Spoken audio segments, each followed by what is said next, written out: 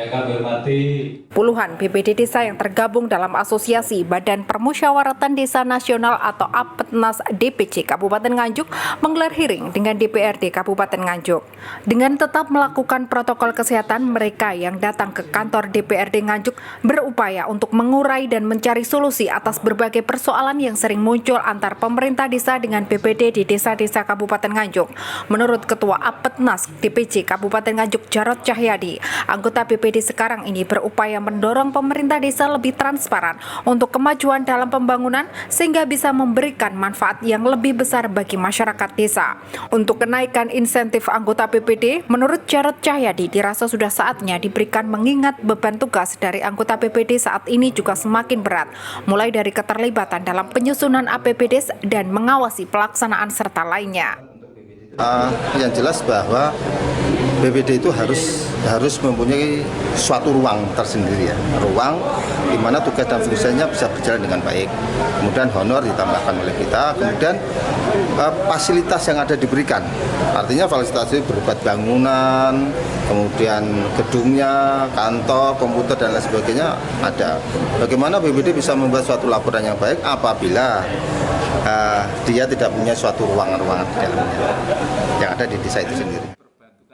Sementara itu, Ketua DPRD Kabupaten Nganjuk menjelaskan pada umumnya anggota BPD menginginkan peran lebih aktif dalam pemerintah desa, terutama untuk mendorong pemerintah desa lebih transparan, maju, dan semakin memberikan manfaat bagi masyarakat.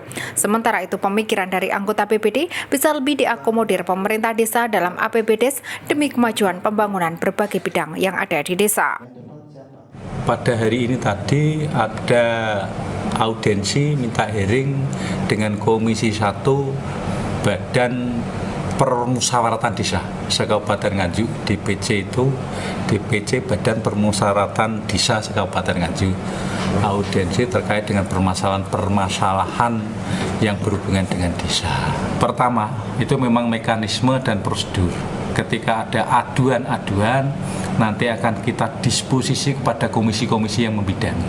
Apapun, baik perseorangan maupun lembaga.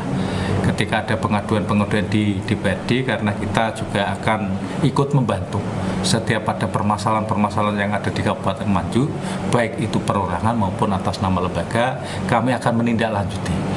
Pertama, langsung kita disposisi kepada komisi-komisi yang membidangi. Setelah itu akan dilakukan hearing. Dalam hearing nanti akan ada rekomendasi yang akan ditindaklanjuti. Itu baik dari DPRD maupun dari ke eksekutif. Hasil keputusan hearing itu. Sehingga inilah bagian dari tata kelola pemerintah yang ada di Kabupaten Nganjuk, bahwa fungsi pengawasan DPRD nanti akan berjalan secara maksimal. Sementara terkait usulan peningkatan insentif bagi anggota BPD, dikatakan hal tersebut dinilai wajar. Terkait dengan kinerja dari anggota BPD, pihaknya akan menindaklanjuti hasil dari hearing tersebut. Sikap Dewan ketika ada keluhan masyarakat akan diposisikan pada komisi yang membidangi. Selanjutnya dilakukan hearing. Dalam hearing itu akan ada rekomendasi yang akan ditindaklanjuti baik dari DPRD maupun dari eksekutif. Dari Nganjuk, Sofyan Hanafi, Bayu TV melaporkan.